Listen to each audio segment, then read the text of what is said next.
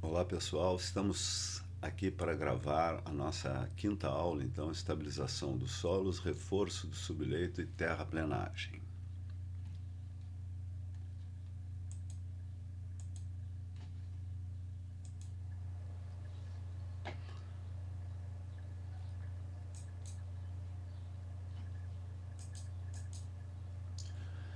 Então vamos começar, nós estamos dando sequência, então, estabilização dos solos, né? Eu tinha explicado por que isso é importante, né? Porque o solo é a nossa fundação, no caso de uma rodovia, né? Então, a gente aqui começará a abordar as misturas de solo-cal, tá? Então, a cal ela vai ter reações químicas com a fração fina do solo, tá? Melhorando as condições dessa fração. Logo, quando há carência da fração fina reativa, tá? Na mistura, nós adicionamos materiais pozolânicos, tá? Como cinza de carvão, cinza de casca de arroz, tá? E, eventualmente, cimento. Uma certa... Então, o que é a pozolana? Tá? É um produto de origem piroclástica, tá? Presente nas mediações de Pozzuoli, na Itália. Tá? Esse material, quando misturado a cal, vira um cimento hidráulico. Tá?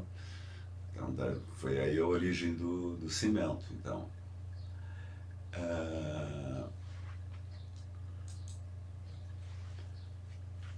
o efeito da cal nas propriedades do solo, tá? Ele, como eu já havia falado na aula passada, ele, vamos dizer assim, qualifica a distribuição granulométrica, ele altera, porque ele agrega os finos em grumos, né? E esse efeito é maior quanto mais fino for o solo, tá? Então a gente usa geralmente para melhorar terrenos argilosos. Tá? Plasticidade, tá? Melhora significativamente a plasticidade. Tá?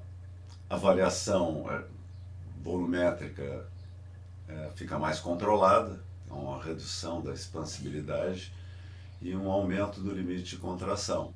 Tá? Então, por isso que às vezes a gente vale a pena o cara misturar num bolsão de argila, vamos dizer assim, submerso, uma certa quantidade de aditivos, cal, cimento. Né?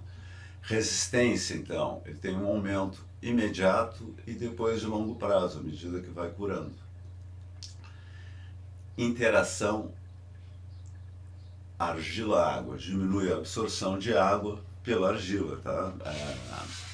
A cal ela diminui a sensibilidade de um material à água. Tá? Então, no caso da argila, o material são a base de materiais cerâmicos também. Tá? Então, a cal melhora essas características. Solo betume, então, ele pode ser feito com uso de materiais betuminosos, geralmente asfaltos diluídos, emulsões asfálticas. Tá? Antigamente se usava alcatrões também, tá? Para estabilização. Então, tá? Por exemplo, a gente pode misturar areia da nossa areia fina, né, com um asfalto diluído. Tá? Ele tem que estar bem diluído para que ele possa se misturar com materiais mais finos, areias mais finas. Tá? Então, por isso que ele sugere asfalto diluído e emulsões, tá? Asfáltica para estabilização. A estabilização com cloretos. Por exemplo, com cloreto de sódio, sal, né, e cálcio.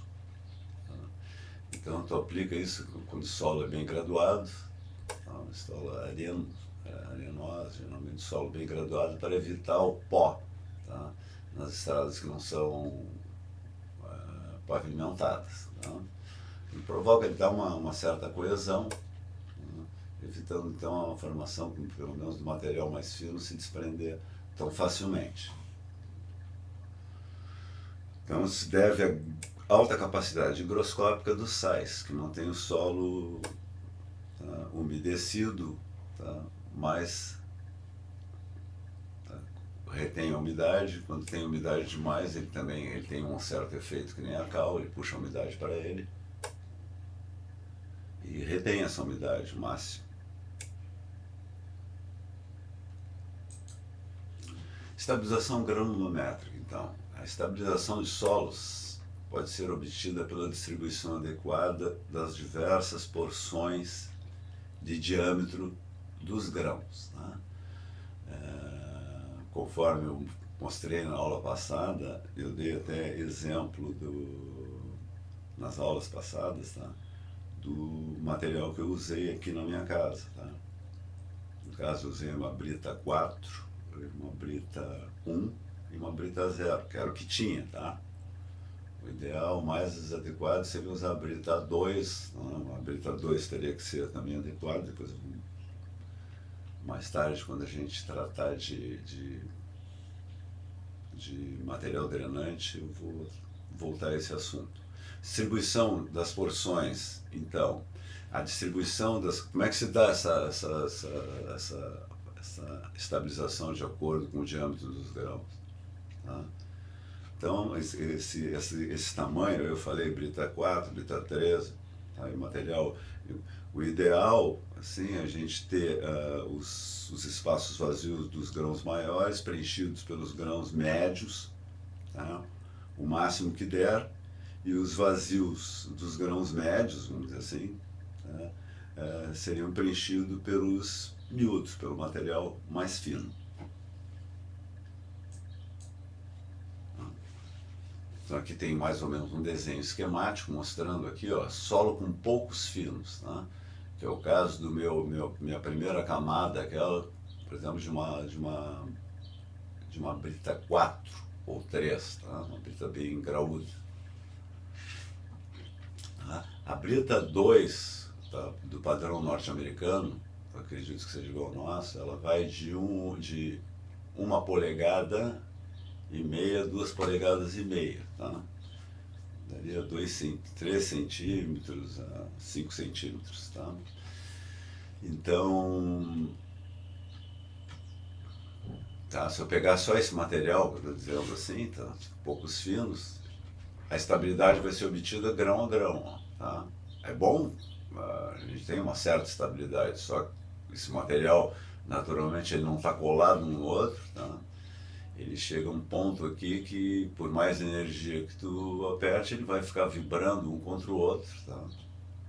Então, ele compacta, mas é difícil trabalhabilidade. Tu precisa botar alguma coisa para manter isso, tá? Um travamento. O que é travamento? A gente botar umas pedrinhas aqui, ó, por exemplo, entra uma pedra aqui, aí não deixa essa pedra se deslocar tanto. Então, o material tem baixa densidade. Para que a gente usaria esse material aqui? Para colocar enterrado, por exemplo, para fazer um reservatório embaixo do estacionamento. Tá? Um reservatório, esse material aqui, se fosse uma brita tipo 2, 3 aqui, ele tem mais ou menos 40% de vazios. Tá? Assim como ele está. Então, ele tem permeabilidade elevada, tá? Tem espaço até para reter água se tu usar ele como reservatório. Tá?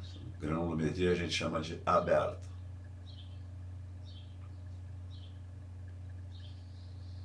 Então, o material denso, quando a gente está falando em denso, ele está fazendo solo com fino suficiente para preencher os vazios. Ó. Então, os vazios aqui estão preenchidos ou por uma brita menorzinha um pouco, no meu caso seria a brita 1 ou brita 0, e aqui e o resto seria areia grossa, por exemplo, tá?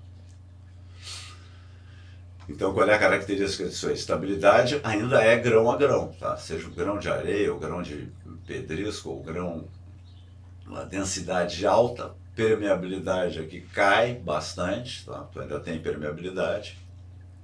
Tá? No meu caso, aqui em casa, eu não usei areia, eu usei só uma brita aqui no caso 4, brita 1 no caso, e brita 0, tá? Que eu queria garantir manter a permeabilidade. Tá? Vai ser à custa de um pouco de estabilidade, tá?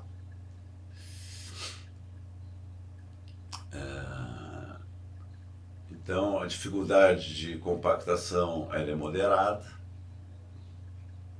tá? Que já tem um travamento, tá? E aqui, ó, tu tem um material descontínuo, tá? Não é um material bem graduado, tá? Tem uma graduação descontínua, tem um graúdo, e depois tem um material mais fino, tá? Não tem um travamento entre esses maiores. Então tu tem pedras boiando num material mais fino, tá? Literalmente, tá? Então a estabilidade vai ser afetada pela umidade, porque tem material mais fino aqui no meio, praticamente impermeável, que é uma baixa permeabilidade, que a gente quer dizer, tá? E uma densidade baixa também, tá?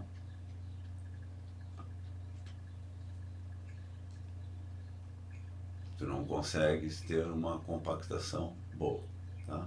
Não consegue ter uma densidade legal, porque tu não consegue ter uma compactação legal, tá? Características do solo estável, então. Quando a gente está dizendo que o solo é estável, ele resiste razoavelmente aos esforços de cisalhamento ou esforço cortante. Lembro que esses esforços não são esforços de superfície, tá?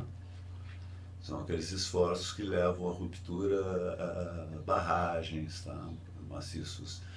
Então, para nós, são nas camadas inferiores, tá? Na camada infraestrutural da nossa superestrutura, vamos dizer assim, tá? Teria superestrutura que é a partir do reforço, da subbase, tá? Quando a carga do veículo atua no solo, esse vai sofrer uma deflexão, compressão na parte superior e tração na parte inferior, tá? Isso aqui é no âmbito mais teórico, tá? E ele não pode sofrer fissuras ou rupturas, tá? O solo estável aqui que eu estou falando, o solo estável numa rodovia, ele pode ser um solo que está estável porque ele foi compactado, porque ele recebeu reforço, recebeu camadas e porque recebeu uma cobertura de asfalto, tá? Então, o solo estável ele apresenta suficiente resistência ao efeito provocado pela passagem das rodas do veículo, tá? Então a gente sabe que para acontecer isso, ele tem que estar adequado, tá? Cada camada do solo estável, porque às vezes o solo estável serve como uma base, tá? Isso foi uma ideia que foi além de considerar o subleito como a nossa fundação, tá? Considerar parte do subleito, no caso do solo cimento, quando a gente pega o próprio solo, tá? E usa como uma parte da nossa estrutura mesmo, tá? Que a base é a principal parte da nossa estrutura, tá? Então, porque ela tem que cumprir parte das funções, ela não pode delegar ao revestimento resistir a cargas verticais, tá? Toda a espessura do pavimento, do revestimento, tem que ser de acordo com a relação dele com a ação das cargas dinâmicas ali, sabe? Carga de roda, pressão do pneu, tá? Então, é isso aí. Então, o solo ele vai resistir às cargas sem sofrer deslocamentos apreciáveis ou deslocamentos permanentes, tá? Resiste aos agentes geológicos superficiais, em especial a ação da água, tá?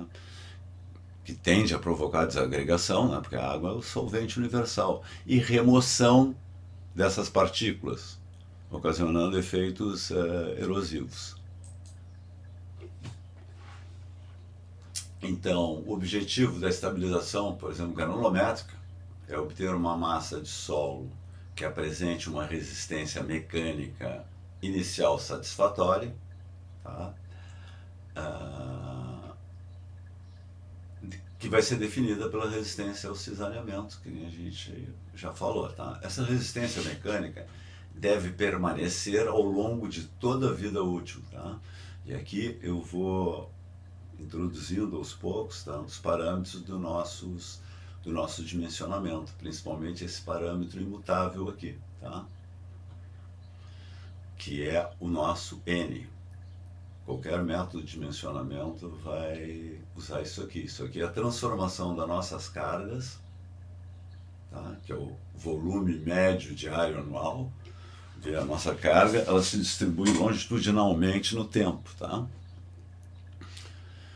Então a gente está olhando sempre a estrada como algo transversal, algo que tem que ser olhado de hoje até daqui a 10 anos, ou de 10 anos atrás até 10 anos na frente, se eu estou no meio de um projeto fazendo uma análise gerencial de pavimentos, né?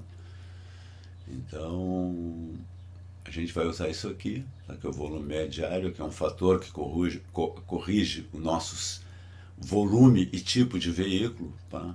Para um veículo de laboratório, tá? Esse aqui é um fator climático, e aqui, ó, essa é a razão disso aqui tá aqui, por isso que está em vermelho, tá? É a nossa vida útil em anos, tá?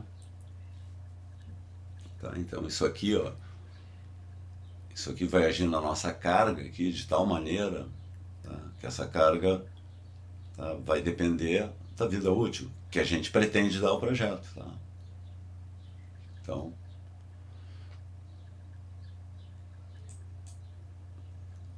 os projetos de mistura de agregados são usados na construção de bases e subbases, tá?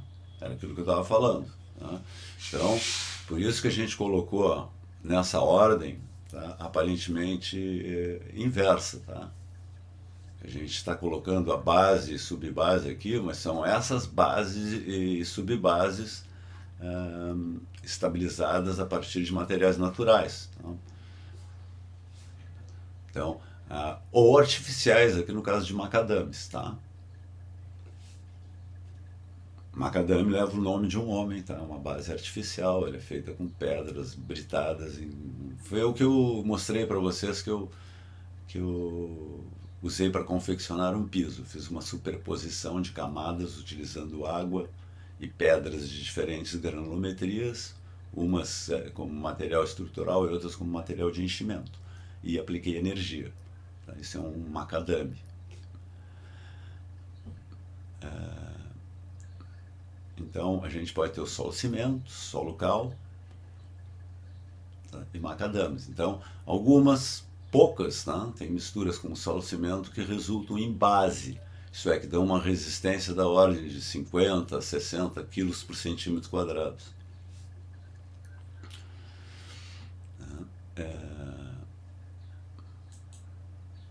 Solos arenosos são facilmente destruídos por ações abrasivas quando usados separadamente, tá? Aqui, quem está morando aqui em Rio Grande, aqui sabe que as nossas estradas vicinais, tá?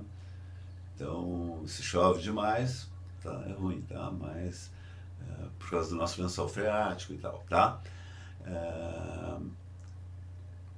Quando a areia está razoavelmente úmida, tá? Não passa daquela umidade, não está submersa, ela tem uma trafegabilidade boa, como a gente vê na praia, tá? Mas quando ela está seca, tá? Devido à falta do ligante, a abrasão dos pneus, por exemplo, ou até do próprio vento, tá? Leva a areia embora, tá? Solos argilosos, se usados separadamente, são muito deformáveis, tá? Isso aí, quando a gente pega aquelas camadas de lama, tá? Com baixa resistência ao cisalhamento, quando absorvem água, tá?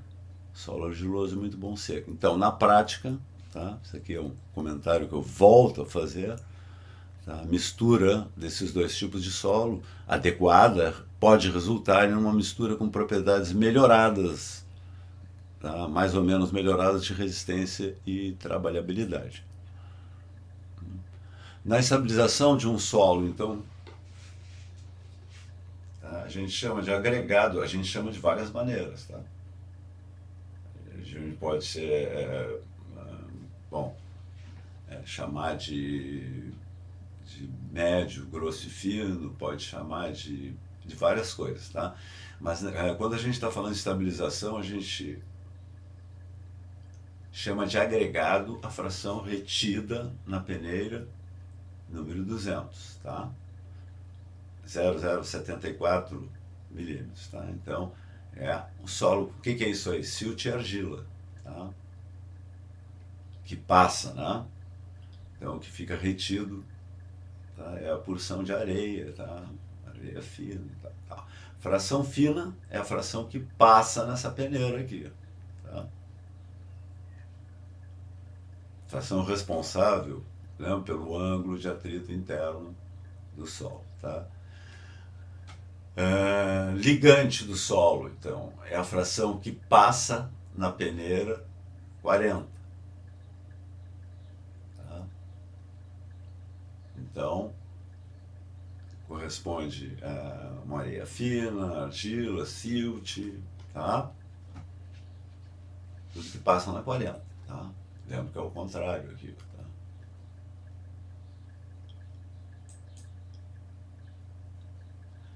A separação nessas faixas, então, granulométricas ali, ó, essas aqui que eu falei, acabei de falar, tá? Ela permite avaliar duas características importantes de um solo a partir dos ensaios de cisalhamento. A coesão unitária, que é conferida principalmente pela porção que passa na peneira 200, tá? Principalmente, tá? E o ângulo de atrito interno, que é conferido ao solo pela porção retida na peneira 200. Tá? Tá? Aqui, ó, só para lembrar, isso aqui, tá? Aqui nós não estamos tratando de mecânica dos solos, tá? Resistência ao cisalhamento, tá? Então depende da pressão efetiva normal, do ângulo de atrito, tá? E da coesão unitária. Tá?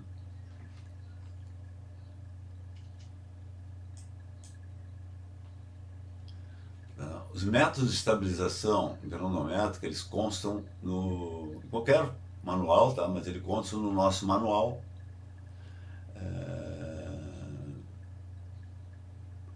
De técnicas de pavimentação, no volume 1. Vou ter uma aulinha, talvez na próxima aula aqui eu vou dar uma aulinha, não na próxima não, tá? Na próxima, tá? Que vai ser depois do período de recesso já, a gente dá uma olhada nesses métodos aqui, eu vou mostrar para vocês e quando a gente for olhar análise de viabilidade, tá?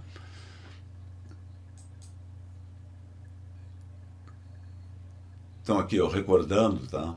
Para a gente lembrar agora de tudo que foi visto até aqui, ó. Então a gente tem bases e subbases flexíveis e semirrígidas. A gente tem bases que são granulares, por estabilização granulométrica, que é solo brita, brita graduada, brita corrida. Tá? Macadame hidráulico, que a gente já viu bastante, tá? Então isso aqui são as bases granulares. E depois, hoje a gente vai ver, tá? Da mesma forma que a gente deu uma olhada nisso aqui, as bases estabilizadas com cimento, cal, com betume, solo cimento, solo melhorado com cimento, solo cal, melhorado com cal, solo betume e bases betuminosas diversas. Tá? Bom, as bases betuminosas diversas, parte dela a gente vai ver quando estiver vendo o revestimento, tá? Algumas técnicas de elaboração. Exemplo de estabilização físico-química, tá? Então, isso aqui é um solo cimento, ó. Foi feita a dosagem, tá? Foi preparada a camada, tá? Então aqui vai ser espalhado o material, depois vai ser espalhado a camada de solo, que é o próprio solo aqui no caso, tá? Que vai ser misturado com a... Tá? Isso aqui é um processo realizado no campus. A gente pode usar usinas ou pulve mixer, que é um equipamento que vai retirando a camada do solo, vai misturando, vai destorroando, vai preparando tudo, misturando e entrega a camada pronta para ser compactada, tá? Aqui é o processo feito no local, tá? Então aqui é o espalhamento do material, tá? Feito manualmente, o pessoal estoura esses sacos aqui, ó, espalha o material, vai retirando o saco daqui, tá? Isso é um péssimo emprego da mão de obra, o cara sem máscara aqui, ó, pá. Tá, isso aqui é cal, tá? Aqui é cimento, no caso, tá? Tá esbranquiçado assim, mas é cimento, tá? Não sei, eu acho que é cimento, tá? É cimento, o que é um, tá? Com essa quantidade de cal aqui, podia ser para acertar as quantidades do solo, tá? Mas aparentemente o solo é um solo que já está preparado para receber o solo de cimento. Aqui está espalhamento, tá? Aqui a desagregação com esses escarificadores aqui, ó. Vai passando ali no material, ali vai vibrando, vai aplicando uma ação mecânica forte aqui.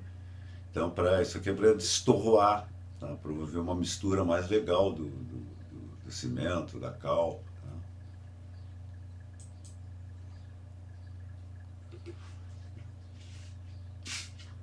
E aí tu coloca uma nova camada, aqui no caso aqui é um equipamento similar a um Pulv Mix, né?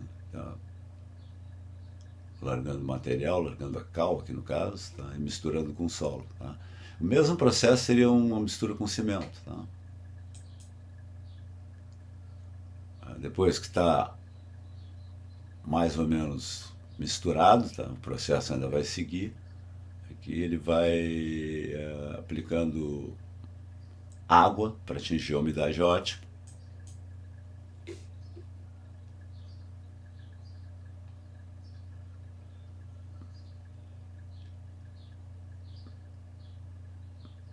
É que isso aqui foi invertida.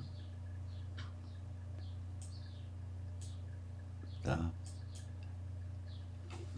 Então, reforço do subleito.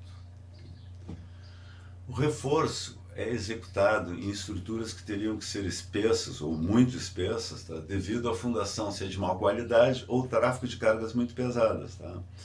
Ou de ambos os fatores combinados, tá? Ou um pouquinho de cada um.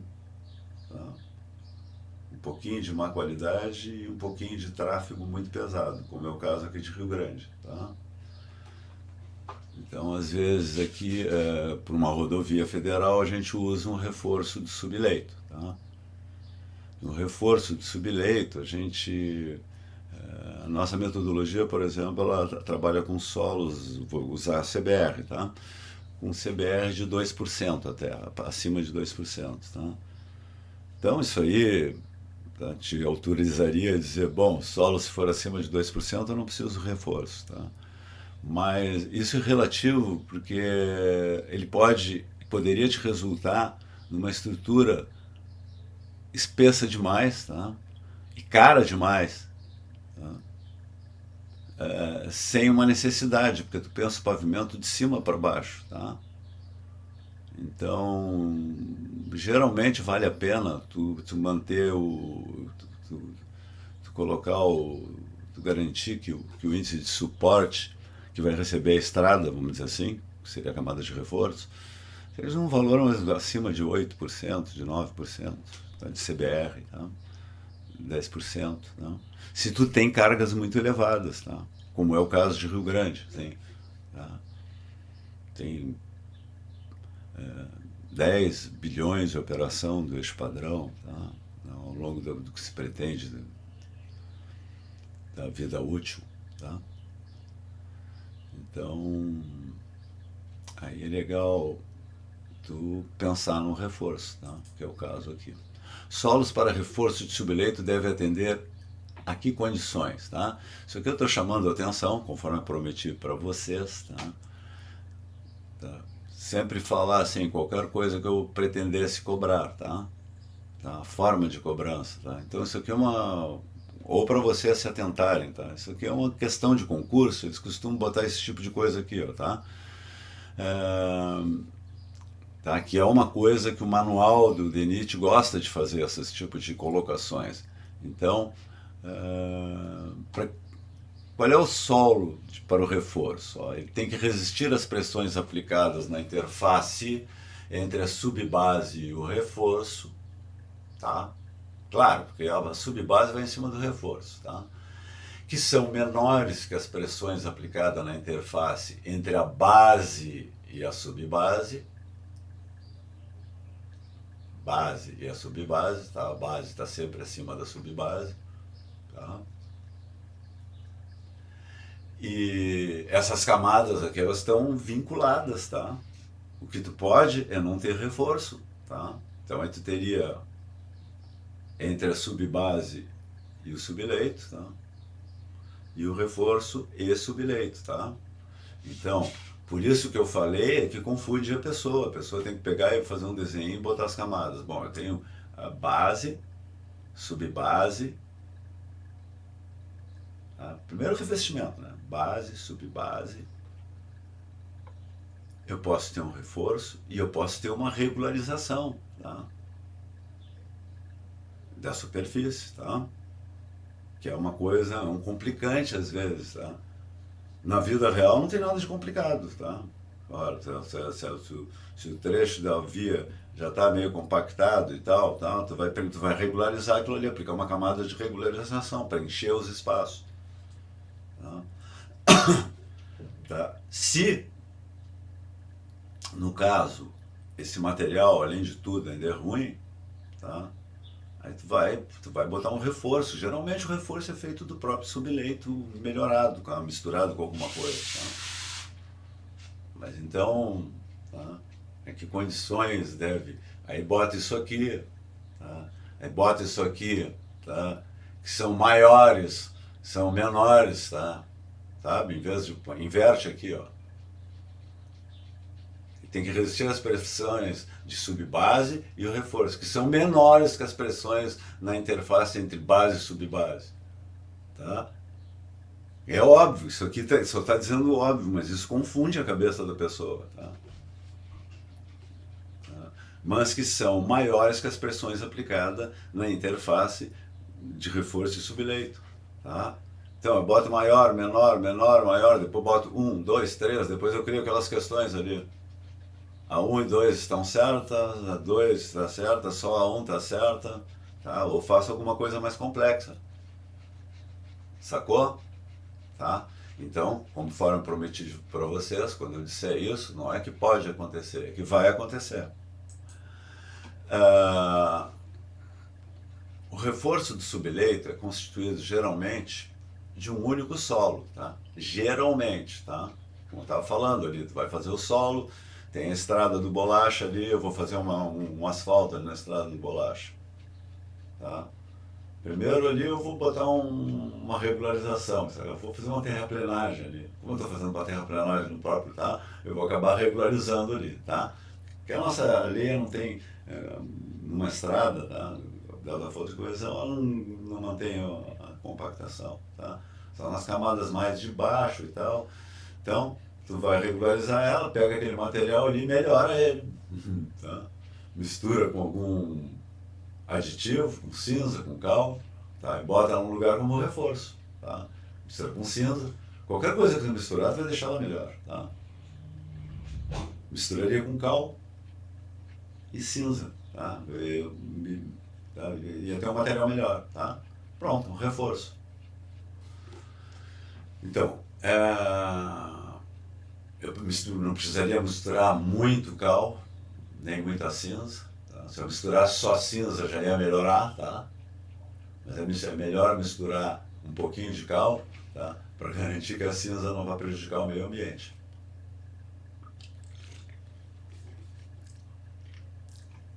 Então, a exigência de ter um CBR maior, um índice de grupo menor que o de subleito, tá? Aqui, lembrando aqui por que do índice de grupo. O índice de grupo de um solo é um número entre 0, que é considerado ótimo subleito, e 20, que é considerado péssimo subleito, tá? É um método meio aproximado, tá? Porque ele, na verdade, ele não considera muito a parte graúda do solo, tá? Então, de uma maneira adequada, tá? Então, por exemplo, a nossa areia seria um ótimo subleito, e ela não é, tá? Porque ela tem um índice de grupo zero, tá? Mas a gente usa dois indicadores, e um é prevalecente, tá? Que é o predominante, que é o CBR, tá? Isso aqui só vai predominar se ele der pior do que o outro, tá? A gente, na metodologia do DENIRT, a gente usa uma média entre o índice de grupo e o CBR, tá?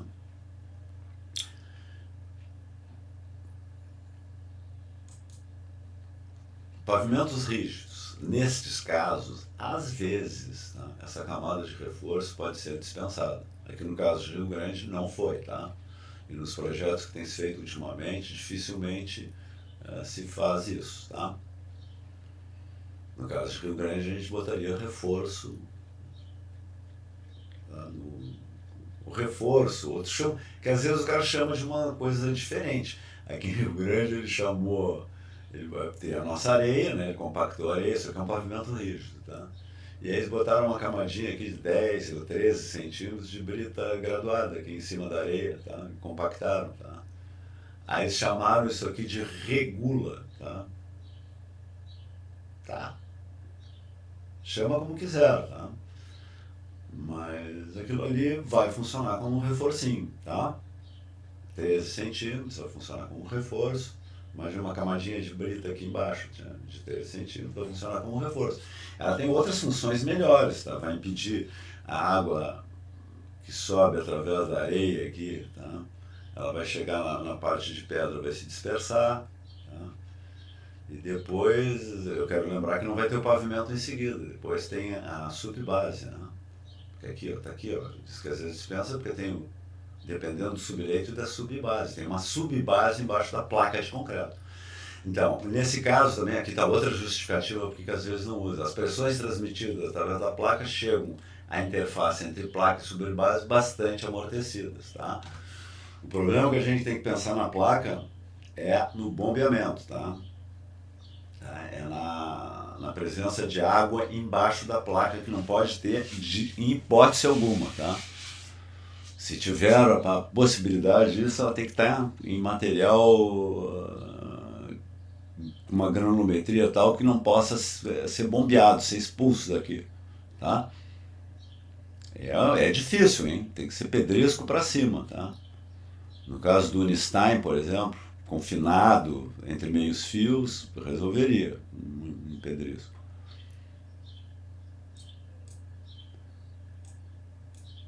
Então, a terraplenagem seria a conclusão da nossa área, da nossa aula, tá?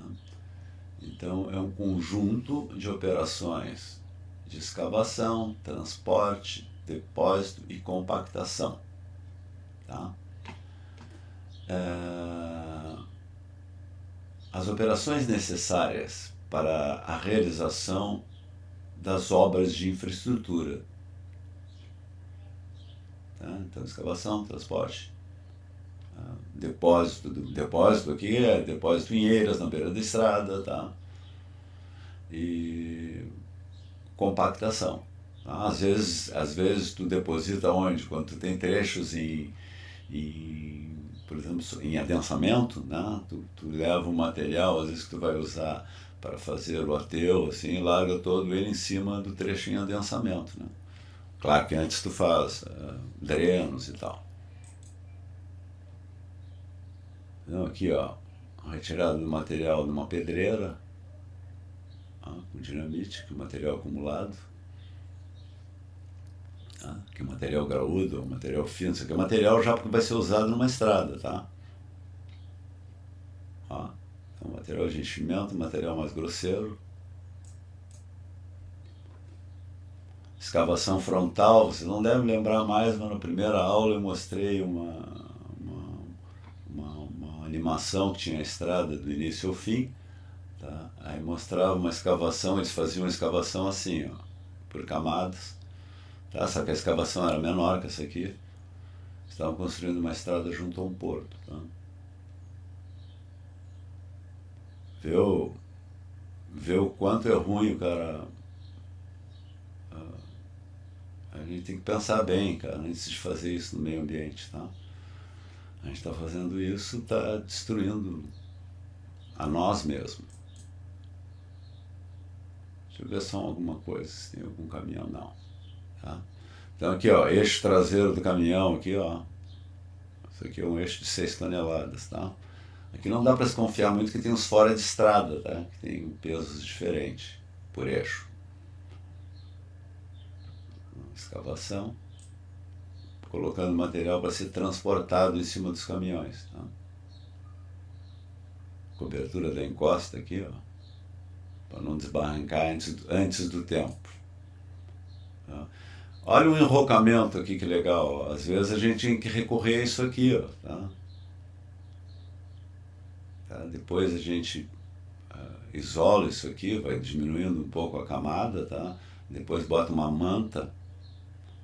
Isso é um material que permite uma certa circulação da água aqui, tá? E mais, assim, se ele tiver um material drenante em cima, ele é um depósito de água, tá? E é um material altamente resistente. Depois a gente trava isso aqui, vai diminuindo a granulometria. Aqui é outra construção de camadas aqui, ó. Isso aqui é um material parecido com o que usaram na FURG, tá? Tá vendo? Ó? Então, isso aqui depois enterrado, lava, ó, esses fios vão embora e o material cede, que nem cedeu ali. Tá? Compactação. O que é compactação? A gente já viu, processo mecânico, aplicação de pressão, impacto ou vibração. Tá? Ele é usado para diminuir o volume de vazios do solo. Tá? Então, por isso assim, ó, que num solo argiloso, tá? Vocês conhecem bem como é que funciona o solo fino, tá? Porque são geotécnicos vocês, tá? Então sabe assim, ó, que um solo muito fino, a aplicação de pressão, impacto, ó, tem que ser controlada, tá? Por isso que tu tem que ter o rolo pé de carneiro. Senão tu não consegue impactar o material que está todo grudado, todo grudento e fluídico, tá? Ele se espalha numa lâmina. Aí tu tem que ter o pé de carneiro. O solo torna-se menos permeável com a compactação, tá? Então assim, ó, vocês têm que bater nisso, assim, enquanto engenheiros estruturalistas, tá? A gente está trabalhando com uma estrutura, tá? Então vocês têm que se bater assim, ó, as camadas, o pavimento, ele tem que ser impermeável. É para isso que a gente tá compactando, tá? A água fluindo através dele, isso é bom para o meio ambiente. Olha, cara, tá? É como tudo. Nós somos ruins para o meio ambiente, tá? No momento que a gente está caminhando, quando a gente está pisando o solo, a gente está impermeabilizando o solo ali onde está o nosso pé, tá? Então, tá? É muito bom para o meio ambiente tu ter uma estrada estável, que ela não se destrói e tu não tem que reconstruir. Isso eu garanto para vocês, tá?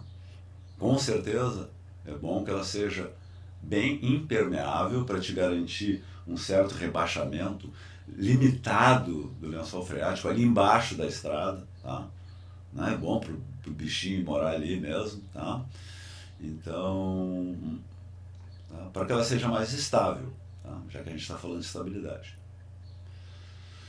Ele fica menos suscetível à percolação da água, que é óbvio, tá? Isso aqui eu fiz experimentos para vocês, mas que eu vou mostrar depois na praia, só para mostrar essas relações aqui, ó, tá?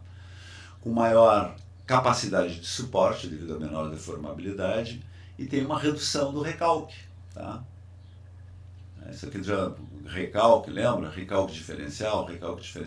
Quando a gente está falando de pavimento, eu fico preocupado mais aqui com concreto, tá?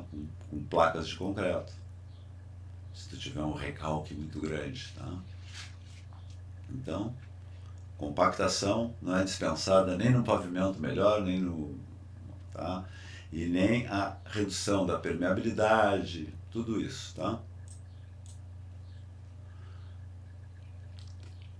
Solo compactado, então, é uma estrutura, um esqueleto, textura, um arranjo nas partículas ou na granulometria que sofreu uma profunda modificação, tá? Dependente do tempo de aplicação da carga, tá? Quantas vezes eu fiquei, por exemplo, batendo com aquele socador as pedras aqui em casa, aqui, para compactar,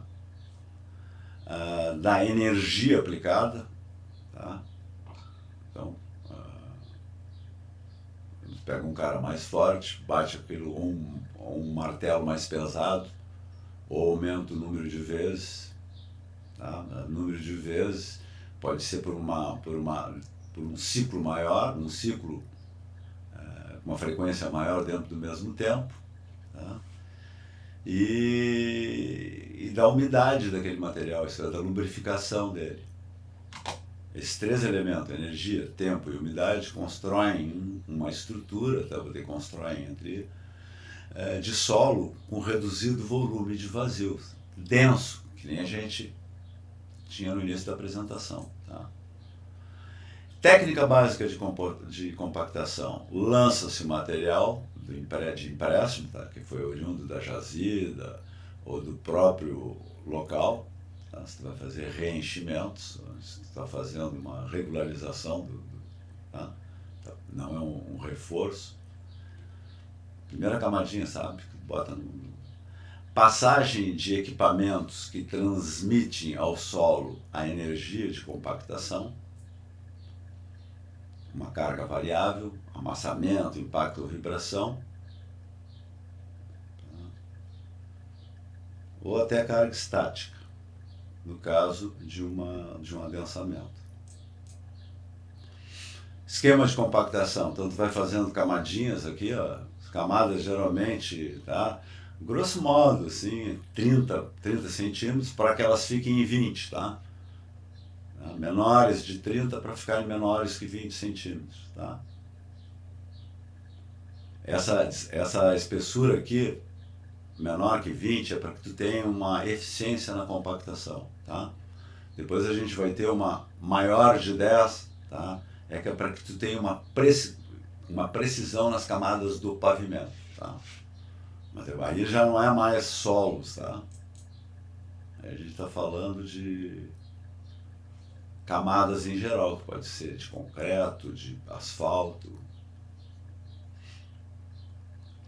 Procedimentos de compactação do campo. Escolha da área de empréstimo. Tá? Empréstimo não, seria mais legal roubo, né? Então, a distância que ela está. Aqui a gente tem umas áreas de empréstimo, ali pela Turutama, tá? Ali pela ilha a gente tem umas jazidas, nem tudo a gente traz de Capão, tá? Mas quando é estrada, às vezes a gente traz, tá? É uma pena ali nas nossas ilhas, que são pequenininhas, não dá para tirar muito material, tá? Mas a gente tem um material razoável aqui. Então a distância de transporte vai mandar, tá? Pô, é muito mais caro trazer algo de Capão do Leão, custo do óleo diesel. Tá? Olha aqui, ó, já vamos marcando aqui, ó, isso aqui é um eixo tandem duplo, tá? Esses dois pneuzinhos juntos aqui, eles são capazes de levar uma carga de 17 toneladas e meia, tá? Esse da frente aqui de 6 toneladas, tá? É um eixo simples, roda simples. Esse tem rodas duplas de cada lado, ó. Então ele tem 4 pneus de cada lado, tá? E os eixos estão juntinhos. Isso classifica isso como tandem. Limpeza e regularização da área de trabalho, tá? Lançamento e espalhamento do material. Aqui ele não está espalhando material, tá? É moto scrapers, tá? Unidade de transporte associada.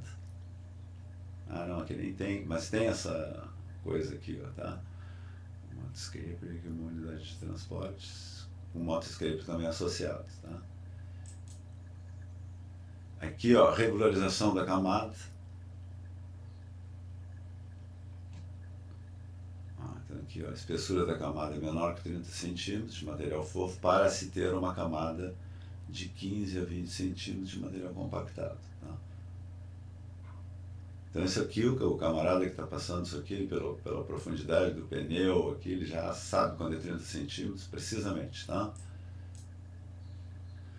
Pulverização e homogeneização do material, da camada, tá? Então aqui, ó, eu estou mostrando tudo o método semi-manual, tá? De mistura no local, para a gente entender mais. Isso aqui vai ocorrer todo esse processo vai ocorrer dentro de uma usina, que aí tu retira o material daqui, tu bota dentro do veículo, tá? Ou tu tem um tipo de um scraper aqui que vai na frente, assim, que é um pulve mixer, tá? Ele vai coletando aquele material, depois daquele material ele passa num sem fim, um parafuso sem fim, ele vai destorroando esse material, faz o efeito disso aqui, tá? Misturado a água, tá? Regularizado a umidade e já lá numa camada, tá? Mas aqui a gente tem que fazer aos poucos, tá? Então a gente passa, espalha a camada, destorroa, tá? Vê a umidade ótima, tá? Mistura o aglutinante se tiver, ou se não, tu só vê a umidade ótima, compacta. Tá? Acerto da umidade, ó. Às vezes é preciso, se não está com uma umidade boa o solo, tá? Às vezes ele está na umidade próxima da ótima, tá? Aí tu tem que dar uma olhada nele. Aqui já está misturado.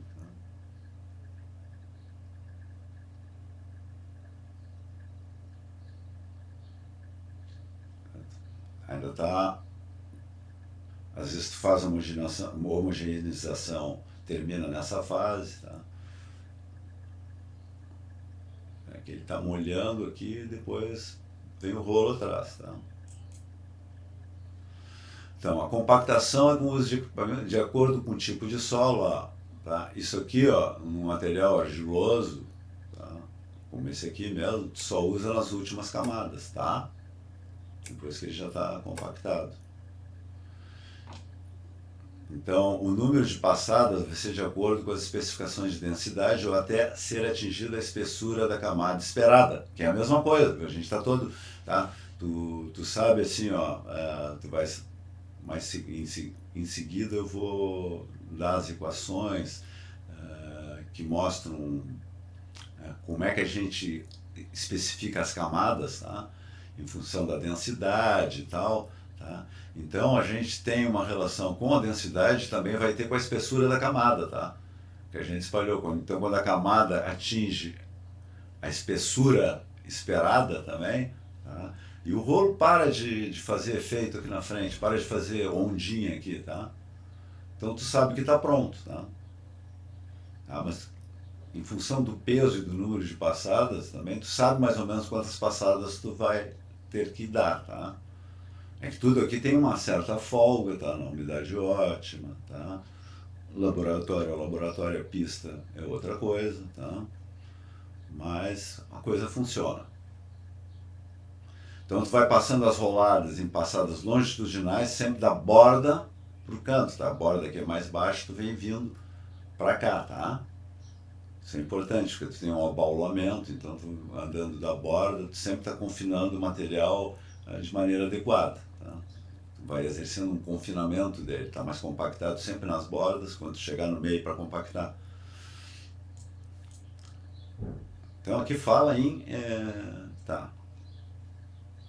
Não fala nas passadas, tá? Então o controle tu vai fazer baseado na umidade ótima, tá? Speed ou até com frigideira, tá? Uma tolerância de mais ou menos 2 a 3%, né? E tu vai chegar na densidade ou na massa específica máxima, tá? Pelo grau de compactação especificado. Não vai chegar na densidade de laboratório, tá?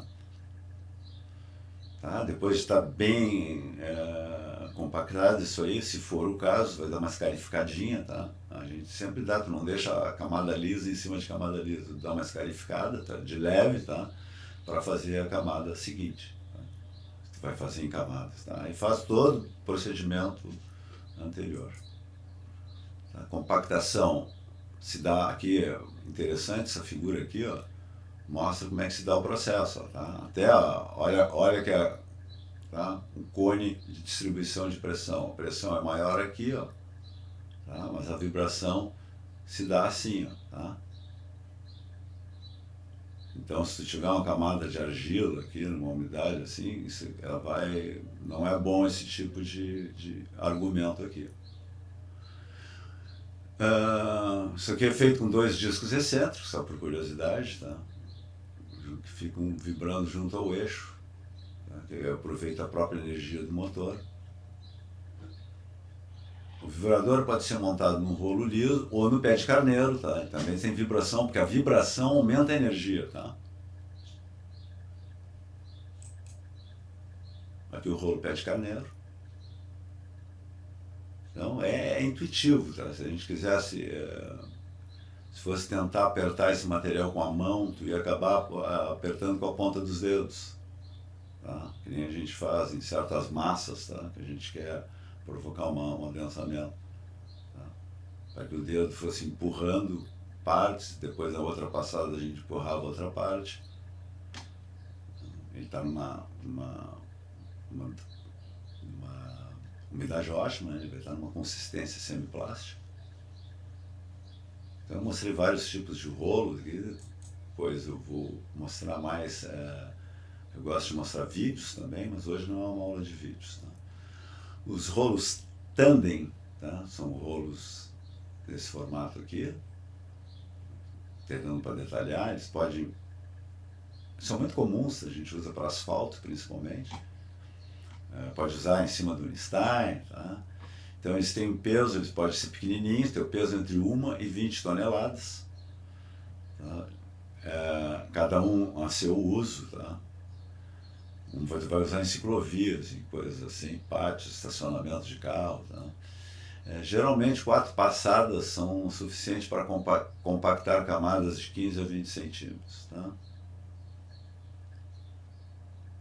Isso é uma prática, não é uma lei. A superfície após a compactação, então, tá? Ela fica assim, ó, por isso que é o nome pé de carneiro. Esse rolo aqui, esse pé de carneiro aqui, ele tem os pés mais alongados, mas tem o outro que tem os pezinhos mais curtos, parece, assim, olhando de longe, parece que passou uma manada de carneiro mesmo, tá? Então, aí depois tu passa o rolo liso, sim, aí sim, tá? Para acabar a superfície, tá? Conforme mostra aqui, ó, o rolo de pé de carneiro e o acabamento com o rolo pneumático, tá? A nossa areia aqui o cara pode, não tem por que botar pé de carneiro, tá? É o rolo liso direto, tá? Não tem coesão nenhuma, tá? É só materiais coesivos com uma certa coesão, tá? Porque tu não vai ter eficiência passando rolo liso, tá? Tá? Tu pode passar um rolo liso comum, tá? O melhor é o rolo pneumático, porque o rolo pneumático, tá vendo as mangueirinhas, tu pode controlar a pressão, tá? E evitar mais aquele efeito. O rolo liso, por exemplo, tu vai poder passar aqui, se ele não for excessivamente pesado, que não vai provocar a laminação, tá? Mas mesmo assim, se tu provocar a laminação, vai ser um processo muito limitado, tá? Mas vai dar uma descontinuidade aqui, tu vai ter, né? Então, se tu passar o rolo liso, ele te permite que tu altere a pressão do pneu, tá? Por isso que eu bati tanto na pressão do pneu, tá? Então aqui, ó, nas primeiras passadas tu pode murchar o pneu, fazer uma pressão menor, tá? E à medida que tu vai obtendo resultados, tu vai achatando aquilo ali um pouco, tu vai aumentando a pressão do pneu, tá? Então, era isso que eu tinha para hoje. Até breve.